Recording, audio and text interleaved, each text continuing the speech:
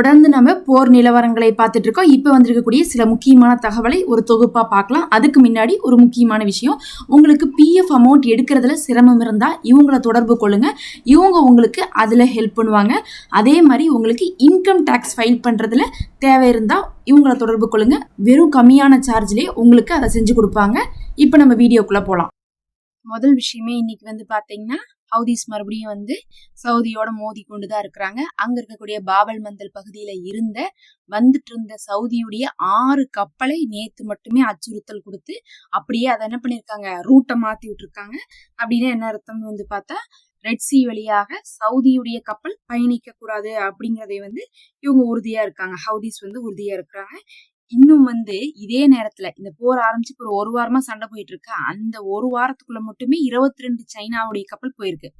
அப்ப சைனாவுடைய கப்பலை மட்டும் இவங்க விடுறாங்க, 22 கப்பலை. சவுதியோடது விடல அப்படிங்கும் போது சவுதியை தான் இவங்க என்ன பண்றாங்க, டார்கெட் பண்றாங்கன்னு தெரியுது. உடனே சவுதியும் உங்களுக்கே தெரியும், தொடர்ச்சியாக சண்டை ஓடுறதுக்கான வேலையை தான் பார்த்துட்டு இருக்காங்க. பேக்கப் ஃபோர்ஸை வச்சு அடிக்கலாம்னு சொல்லிட்டு பிளான் பண்ணி அடிச்சாங்க. அதுல வேற கடைசியில நம்ம சொல்லியிருந்தோம், அந்த பேக்கப் ஃபோர்ஸ் சவுதியுடைய பேக்கப் ஃபோர்ஸ் ஏமனுக்குள்ள இருக்கு. அதனுடைய தலைவரவே இவங்க என்ன பண்ணாங்க, பிணை கைதியா புடிச்சு வச்சாங்க அப்படிங்கறதெல்லாம் சொல்லியிருந்தோம். உள்ளக்குள்ள இருக்கக்கூடிய பேக்கப் ஃபோர்ஸ் மூலமாகவும் இப்போது சவுதி சண்டை போட்டுட்டு இருக்காங்க. ஒரு விதத்துல பார்த்தா யுஏஇ அடிச்சு விரட்டினாங்க சவுதி. எங்கிருந்துன்னா ஏமன்ல இருந்து. கடைசியில பார்த்தா இப்ப ஹவுதீஸ் சவுதியவே அடிச்சு விரட்டிட்டாங்க. எப்பயுமே ஒரு 2 பேர் 3 பேரா சேர்ந்து இவங்க திருடிட்டு இருந்தப்ப இவங்களுக்கு என்ன பண்ண தெரியல, பிரச்சனையை ஃபேஸ் பண்ண தேவை இல்லாம இருந்துச்சு. ஹவுதீஸை ஒரு ஓரம் கட்டி வச்சிருந்தாங்க. ஆனா எப்ப யுஏஇ சவுதியும் சவுதி யுஏஇயும் ஒரு எதிரியா நினைச்சாங்களோ, அதுக்கப்புறம் ஏமன்ல இருக்கிறவங்க என்ன ஆயிட்டாங்க, இப்ப அங்க இருக்கக்கூடிய ஹவுதீஸ் இதுதான் சான்ஸ்ன்னு சொல்லிட்டு ஃபர்ஸ்ட் யுஏஇ அனுப்புனாங்க. அடுத்தது இப்ப சவுதியும் பாத்தீங்கன்னா அடிச்சு அனுப்ப ஆரம்பிச்சிட்டாங்க. சவுதிக்கும் இன்னொன்னு ஹவுதீஸ்க்கும் நடுவுல பிரச்சனைங்கிறது போயிட்டு இருக்கு. ஆனா என்ன, பல நாடுகள் ஹெல்ப் பண்றதுக்கு தயாரா இருக்காங்க சவுதிக்கு. ஏன்னா சவுதிக்கு ஹெல்ப் பண்றது ஈஸி தான். ஹவுதீஸை எதிர்த்து ஈரான் அளவுக்கு போக வேண்டாம், நம்ம கடல்ல போய் மட்டும் சண்டை போடலாம் அப்படின்னு சொல்லிட்டு பல நாடுகள் என்ன பண்றாங்க, கப்பலை அனுப்புறோம், ஆயுதத்தை கொடுக்குறோம், உங்க கூட நாங்க என்ன பண்றோம், உதவிக்கு வரோம், உங்க கப்பல் அந்த இடத்துல கடந்து போறதை நாங்க ஹெல்ப் பண்றோம்லாம் சொல்லிட்டு இருக்காங்க. ஏன்னா எல்லாருக்கும் ஒரு பயம் இருக்கு, மறுபடியும் ரெட் சீக்கு தான் இழுத்து மூடிடுவாங்களோ, அதுக்கப்புறம் நம்மளால சமாளிக்க முடியாதே. ஹார்மோஸ் மூடி இருக்கிற நேரம் ரெட் சீயும் மூடப்பட்டா இன்னும் கஷ்டமாயிரும். இப்பதான் ரெட் சி பாத்தீங்கன்னா முதல் ஒரு 1.5-2 வருஷம் மூடி இருந்து அப்புறம் திறந்தாங்க. அதுக்கப்புறம் மறுபடியும் மூடிட்டாங்கன்னா பிரச்சனையாயிருமே அப்படிங்கறதுனால ரெட் சி மூடக்கூடாதுங்கிறதுல யூரோப் கண்ட்ரீஸ் கூட பாத்தீங்கன்னா ரொம்ப ஆர்வமா இருக்காங்க. நேட்டோ நாடுகள் இவங்க எல்லாருமே பார்த்தா சவுதிக்கு தான் சப்போர்ட்டா இருக்காங்க ஒரு பக்கம். மறுபக்கம் ஈரான் ஹவுதி செய்யறது நியாயம்தான், சவுதி தான் தொடர்ச்சியாக என்ன பண்றாங்க, அங்க ஏமனுக்குள்ள கண்ட்ரோல் பண்ணிட்டு இருக்காங்க, அதை அவங்க விடணும் அப்படிங்கறத ஈரானும் சொல்லியிருக்காங்க. மொத்தத்துல ஈரானுடைய சப்போர்ட் இல்லாம ஹவுதீஸ் இதெல்லாம் பண்றது இல்ல. ஒரு பக்கம் இப்படி போயிட்டு இருக்கு சவுதியோட நிலைமை.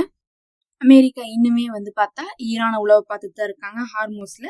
அங்க உளவு பார்க்க MQ-9 ரீப்பர் ட்ரோனை என்ன பண்ணிருக்காங்க, சுட்டு வீழ்த்திருக்காங்க ஈரானுடைய IRGC. தொடர்ச்சியாகவே பார்த்தா MQ-9 ட்ரோன்கள் நிறைய இழந்துட்டு தான் இருக்கிறாங்க ஹார்மோஸ் பகுதியில. MQ-9 ட்ரோன்லாம் மில்லியன் கணக்கான டாலர்ல செஞ்சது. அதெல்லாம் ரொம்ப விலை உயர்ந்த ட்ரோன்களா இருக்கு. அந்த ட்ரோன்களை தான் பார்த்தா இன்னைக்கும் ஒண்ணு பாத்தீங்கன்னா அமெரிக்கா இழந்திருக்காங்க.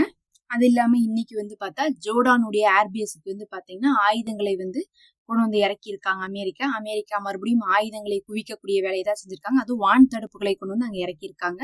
ஏன்னா பாத்தீங்கன்னா அங்க இருக்கக்கூடிய பேஸ் எல்லாமே நிறைய அடி வாங்கிருச்சு.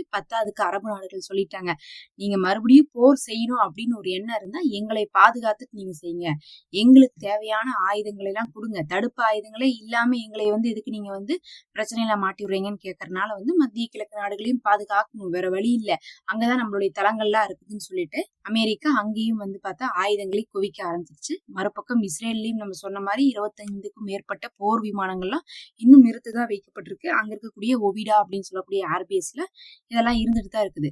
அப்ப அமெரிக்கா இன்னும் அந்த இடத்த விட்டு காலி பண்ணி வரல. ஒரு பக்கம் MQ-9 ட்ரோன் அனுப்பி உளவு பார்த்துட்டு இருக்காங்க. இன்னொரு பக்கம் பார்த்தா பாதுகாப்பு கப்பல்களை நிறுத்திட்டு இருக்காங்க. இதெல்லாம் இல்லாம விமானங்களை கொண்டு இறக்கிட்டு இருக்காங்க.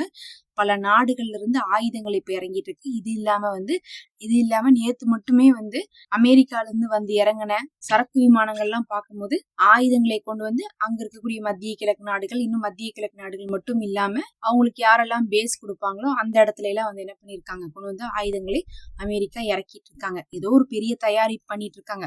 ஒரு பக்கம் இஸ்ரேல் கடற்படை அதுக்கப்புறம் தரைப்படைன்னு சொல்லிட்டு பயிற்சி பண்ணிட்டு இருக்காங்க. இன்னொரு பக்கம் அமெரிக்கா வந்து ஆயுதங்களுக்கு ஒப்பந்தத்தை போட்டுட்டு மிச்ச மீதி இருக்கக்கூடிய ஆயுதத்தையும் கொண்டு வந்து இறக்கிட்டு இருக்காங்க. இதுல வேற சமாதானம் சமாதானம்னு போய் சொல்றாங்களோ தவிர யார்கிட்ட சமாதானம் பேசுறாங்க, யார் நடுவில் நிக்கிறாங்க அப்படிங்கிறது இங்க வந்து தகவல் வர மாட்டேங்குது.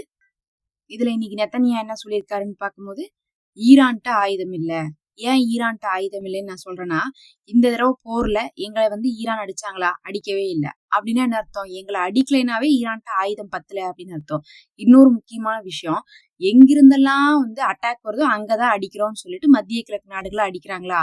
இந்த தடவை போர் வந்துச்சு பாருங்க 14 நாள். 14 நாளும் அமெரிக்கா இஸ்ரேலுடைய ஏர்பேஸ் எல்லாம் யூஸ் பண்ணாங்க. இஸ்ரேல்ல இருந்து தாக்குதல் போகுது. இஸ்ரேல் அடிச்சா என்ன, அடிக்காட்டினா என்ன? அமெரிக்கா இஸ்ரேலுடைய ஏர்பேஸ் யூஸ் பண்ணதுன்னா இஸ்ரேல் அடிக்க வேண்டியது தானே ஈரானு? அப்பயும் அடிக்கல. ஏன்னா அவங்கள்ட்ட ஏவுகணை இல்ல.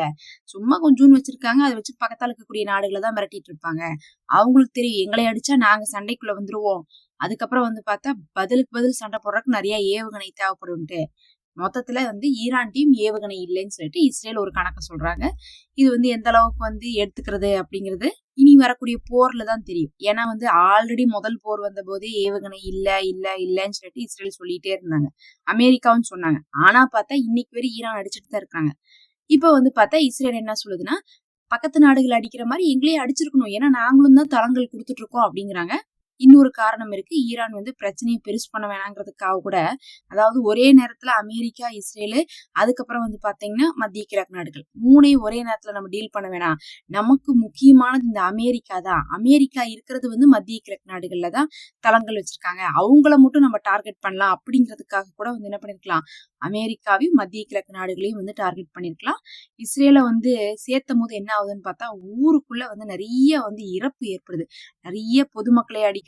ஸ்கூலு, காலேஜ் இந்த மாதிரியே அடிப்பாங்க. அப்படி இல்லாட்டினா தலைவர்கள் எங்க இருக்காங்கன்னு குறி வச்சு அடிப்பாங்க. ஒன்னா ஐஆர்ஜிசில இருக்கவங்க செத்து போவாங்க, இல்லாட்டினா பொதுமக்கள் செத்து போவாங்க. இஸ்ரேல் பிரச்சனைக்குள்ள வந்தாவே இதுதான் விஷயம்.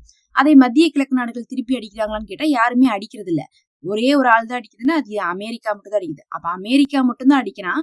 ஆனா மத்திய கிழக்கு நாடுகள் யாரும் அடிக்க போறது இல்லைங்கும் போது அவங்களெல்லாம் நம்ம வச்சு வெளுத்து விடுவோம், அமெரிக்காக்காரன் போனா போதும்னு சொல்லிட்டு தனியா டீல் பண்றதுக்காக கூட இஸ்ரேல வந்து ஈரான் கழட்டி விட்டுருக்கலாம். ஆனா வந்து பார்த்தா இஸ்ரேல் வந்து ஆயுத கம்மியா இருந்துச்சு அப்படிங்கிற ஒரு விஷயத்த இந்த நேரத்துல கிளைம் பண்றாங்க.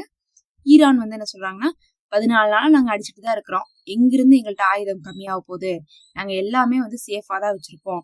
இன்னுமா வந்து இந்த அமெரிக்காவும் இஸ்ரேலும் கண்ணை திறந்து பார்க்கல அப்படின்னு சொல்லிட்டு அவங்க ஒரு பக்கம் கேள்வி எழுப்பியிருக்காங்க. பொறுத்திருந்து பார்க்கலாம். எப்படி ஒரு போர் தொடங்கக்கூடிய ஒரு நிலைமையில தான் இருந்துட்டு இருக்கோம்.